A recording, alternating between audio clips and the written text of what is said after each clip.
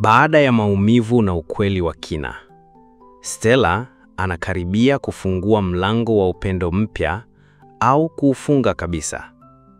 Kennedy anarejea Nairobi na Brian anapanga hatua za mwisho. Je, upendo una nafasi ya pili? Au ni mwisho wa safari ya moyo? Nilimpenda kwa dhati, lakini alikuwa na mke na watoto. Sehemu ya pili. Siku chache baada ya ujumbe wa Kennedy, nilipokea simu kutoka kwake. Niko Nairobi sasa.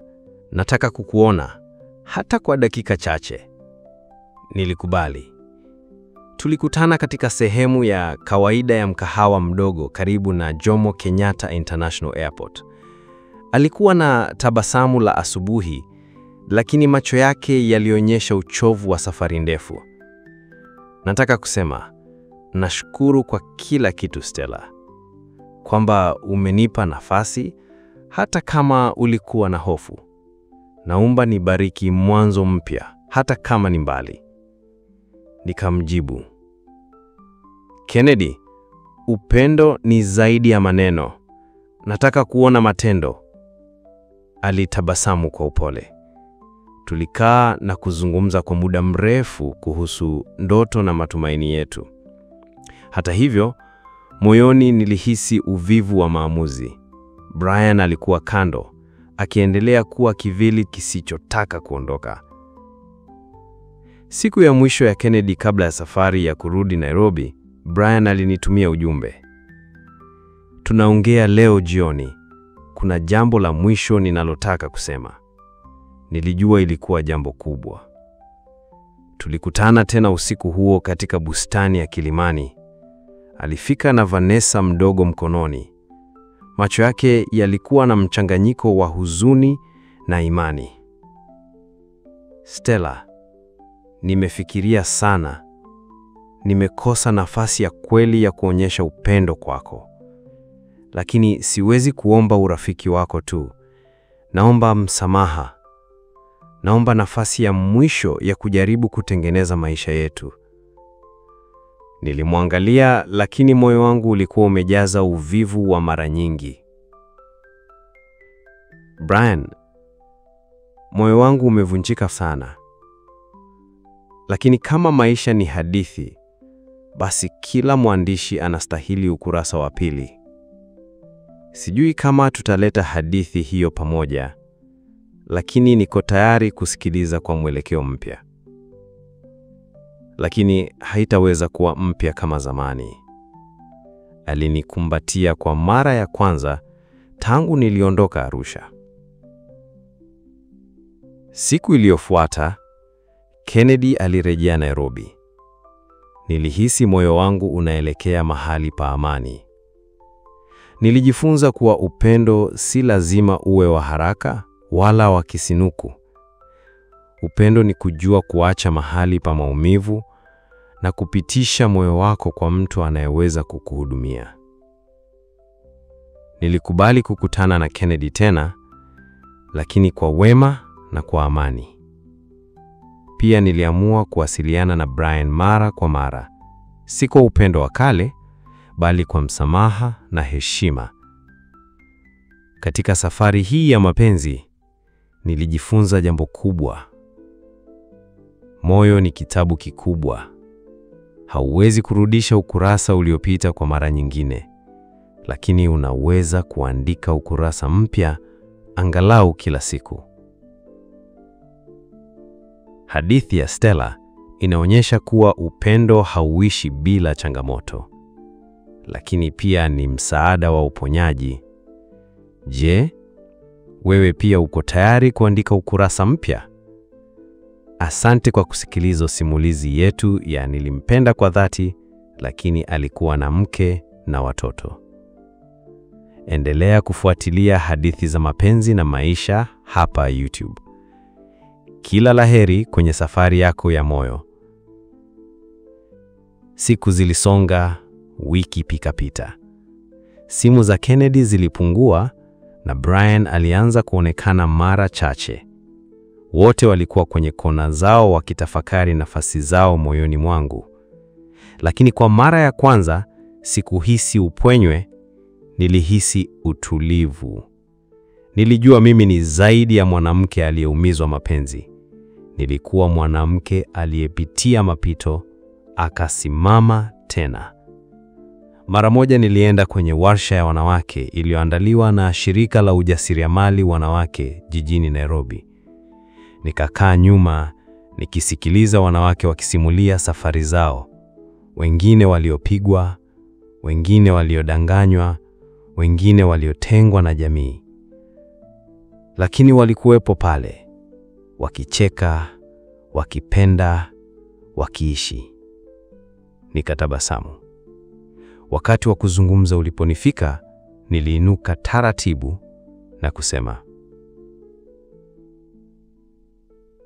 niliwahi kupenda kwa dhati, lakini nilimpenda mwanamume wa mtu.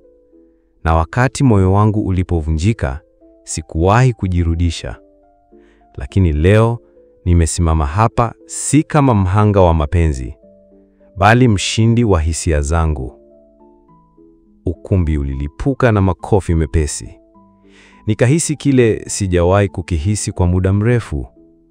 Uhuru. Mwezi mmoja baadaye, Kennedy alinipigia simu. Nakuja Nairobi kwa mkataba wa kazi wa miezi 3. Naamini bado tunaweza kuzungumza. Nilimkubalia, lakini kwa utulivu. Sikuwa tena Stella yule aliyesubiri kupendwa. Nilikuwa Stella anayejua thamani yake, anayejiamini. Brian pia aliandika ujumbe mfupi tu.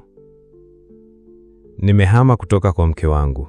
Si kwa sababu yako, bali kwa sababu nimejua sijui kupenda kama sitajipenda kwanza. Nisamehe kwa yote. Kama kuna nafasi ya mazungumzo, niite tu. Sikujibu. Sio kwa huchki, bali kwa heshima. Mara nyingine majibu hayapo kwenye maneno, yapo kwenye ukimya wenye hekima. Siku ya Jumamosi nilikaa kwenye kiti cha dirishani nikiangalia mvua ikinyesha. Nilikuwa na kikombe cha kahawa, kitabu kipya na amani isiyohitaji jina la mtu yoyote kuithibitisha. Siku hiyo niliandika maneno kwenye daftari langu. Moyo wangu hauna funguo, hauna milango, ni bustani. Na nitamruhusu waingie yule anayejua kutunza maua. Usisahau kusubscribe kwa simulizi zaidi zenye kugusa moyo, zinazoleta msisimko, funzo na nguvu. Ilikuwa ni Jumapili ya pili ya mwezi wa 7. Siku ya jua la polepole, tulivu, lakini jua ambalo halikuwa joto kwa ngozi bali kwa moyo. Nilikuwa nimeanza kujenga maisha yangu tena, si kwa mikakati mikubwa, bali kwa maamuzi madogo madogo. Kuamka mapema, kufanya mazoezi, kusoma, kuandika na kutabasamu kwa watu wasionifahamu barabarani. Niliamua pia kuchukua kozi fupi ya saikolojia ya mahusiano. Nilitaka kujua kwa nini tunapenda wale wanaotuuma. Nilikuwa sitafuti tena kuwalaumu Brian wala kuwalaumu wanamume waliopita. Nilikuwa natafuta kuelewa mimi. Kozi ilianza na maneno haya: huwezi kumpenda mwingine kwa afya kama hujajifunza kujipenda kwa huruma. Yalinigonga kama radi ya kimya. Kweli, siku zote nilikuwa natoa, nilikuwa napenda wengine sana kiasi kwamba nilijisahau. Siku moja jioni, nikiwa darasani, Kennedy alinitumia ujumbe mfupi: nipo karibu na shule yako.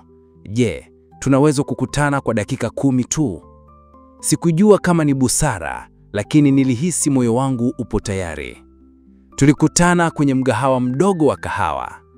Alikuwa amevaa shati la bluu, suruali ya kitambaa na tabasamu lile la zamani.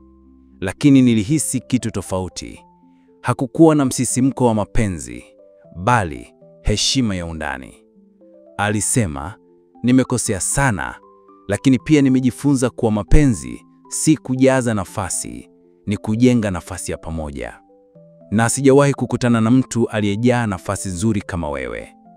Nilitabasamu. Asante, lakini sijakamilika bado. Ningali najifunza kupenda mimi. Aliinama taratibu na kusema, nitakungoja, sio kwa tamaa, bali kwa imani. Hatukukumbatiana. Tuliondoka kila mmoja akiwa na uzito wake, lakini pia na mwanga mpya. Usiku ule niliketi kitandani, nikatazama dari. Nilijiambia, moyo wangu ni wa thamani. Hautagawiwa ovyo, lakini pia hautajifunga kwa hofu. Nitampenda atakayejua kutembea nami, si kunikimbiza. Lakini mpaka atakapofika, mimi nitajifunza kupenda mimi. Mapenzi yasiyolazimishwa yana nguvu ya kipekee. Mtu akitaka kuwa na wewe, atakujenga, si kukuvunja. Na kama hatakuja, basi angalau moyo wako umejengwa vya kutosha kubaki imara. Hii ni hadithi ya moyo unaochagua kusubiri, lakini si kwa huruma. Miezi miwili pita, nilikuwa nimejikita kwenye maisha yangu mapya. Biashara ndogo ya vikapu nilivyoanza kuuza Instagram na kazi ya muda kwenye shirika moja la vijana. Kila asubuhi ilikuwa mwanzo mpya, na kila jioni ilikuwa nafasi ya kutazama nyuma na kusema, nilijaribu. Kennedy hakuwa ametoweka, alikuwa rafiki sasa. Tulizungumza mara moja kwa wiki, mara nyingine tukikutana kwa kahawa, lakini hatukuwa tena kwenye muktadha wa kujaribu kuanzisha uhusiano. Niliulizwa na rafiki yangu mmoja, mbona umempa nafasi yule ambaye aliwahi kuvunja moyo? Nilijibu kwa utulivu, sina hasira naye. Nimejifunza kuwa si kila anayekosea hana nafasi ya pili. Lakini pia nafasi ya pili haimaanishi kurudia historia, bali kuelewa tulikosea wapi. Siku moja nilikutana na Brian ghafla. Nilikuwa kwenye duka la vitabu pale Westlands, nikitafuta kitabu cha sayansi ya jamii. Alinitambua wa kwanza. Stella. Nikageuka. Muda ulikuwa umempita, lakini sauti ile ile, macho yale yale. Alikuwa amebadilika, ametulia, lakini bado alileta kumbukumbu. Tulizungumza dakika 20. Aliniambia sasa anaishi peke yake, anakutana na watoto yake weekendi, anaendelea na ushauri nasaha kujijenga. Aliniambia, nilidhani unaweza kuwa na nafasi ya kusikia moyo wangu tena, kwa sauti ya heshima. Nilimtazama nikatabasamu kidogo. Sikiza moyo wako Brian, lakini usitaraji kila moyo unaosikia utajibu. Si kwa sababu haukupendwa, bali kwa sababu mwingine ameamua kujipenda kwanza. Alichukua muda kunielewa, lakini aliheshimu. Hakulazimisha, hakurubia ujumbe. Alinitakia heri na akaondoka. Jioni ile nilikaa dirishani tena. Mvua haikunyesha, lakini upepo ulikuwa mpole. Nilijiambia, mapenzi ya kweli hayana haraka, hayana pressure, hayana msukumo wa ni sasa au kamwe. Kama itakuwa, itakuwa, lakini sitakimbilia mapenzi. Moyo wangu umejifunza kutulia bila ya kuwa mpweke. Kila moyo una mwisho wa safari. Si lazima iwe ndoa, si lazima iwe machozi. Wakati mwingine, mwisho ni mwanzo mpya wa ndani yako. Miezi 3 imepita. Nilikuwa nimebadilika, si kwa mavazi au maneno, bali kwa muonekano wa ndani.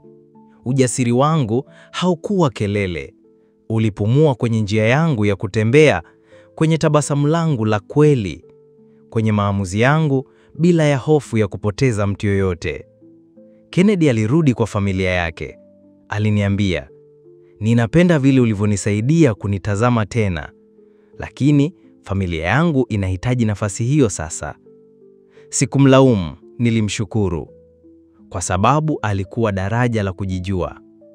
Brian alinipigia simu. Akaniambia amehamia Mwanza kuanza maisha mapya. Ninaamini nitakupenda milele, alisema, lakini si lazima ukae nami ili nipate amani. Nilimwambia, pengine ulikuwa somo si mpenzi, na nimejifunza. Kisha maisha yakaendelea. Nikiwa najifundisha kwa bidii, nilipokea barua pepe kutoka shirika moja la kimataifa. Walikuwa wamepitia andiko langu kuhusu wanawake waliovunjika kwa sababu ya mapenzi. Walitaka nilisome kwenye kongamano jijini Cape Town. Nililia kwa furaha.